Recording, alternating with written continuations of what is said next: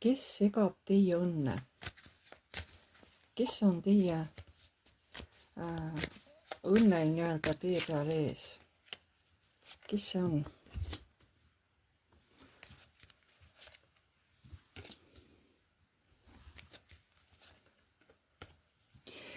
Keegi noorem inimene, kellele üldse ei meeldi, et ta isegi ei taha mitte, et teie unistused täide läheksid. Ta tahaks, et oleksite üksi, et te elaksite üksi. Nii, kes segab teie õnne?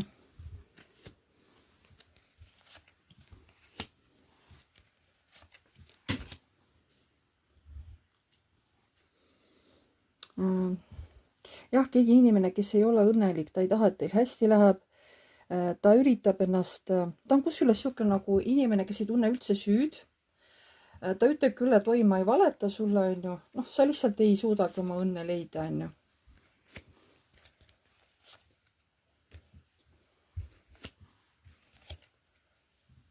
Ta kuidagi teeb teid väga-väga maha. Võib-olla selja taga räägib teist midagi halba kellegile. Aga võib-olla ütleb ka, et ei tegele õige asjaga, et teil on mingi vale asi käsil, et te peate mingit suuna muutma mingis oma tegevuses. Et sinu õnnetus ongi selles, et sa pead muretsemise ära lõpetama ja olema õnnelik, on ju. Aga kuidas sa oled õnnelik, kui keegi su õnne segab, on ju?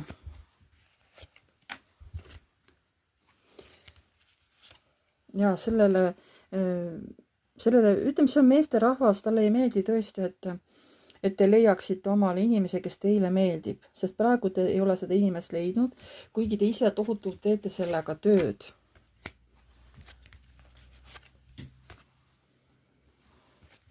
See inimene tahabki, et te jäätegi otsima, et te ei leiakski seda õiget, et teil oleksid kogu aeg valed valikud ja et te pidevalt tunnekski sellist nagu valu või vaeva, et te sellest jumala eest, sellest valust ja vaeva pingest välja ei tuleks.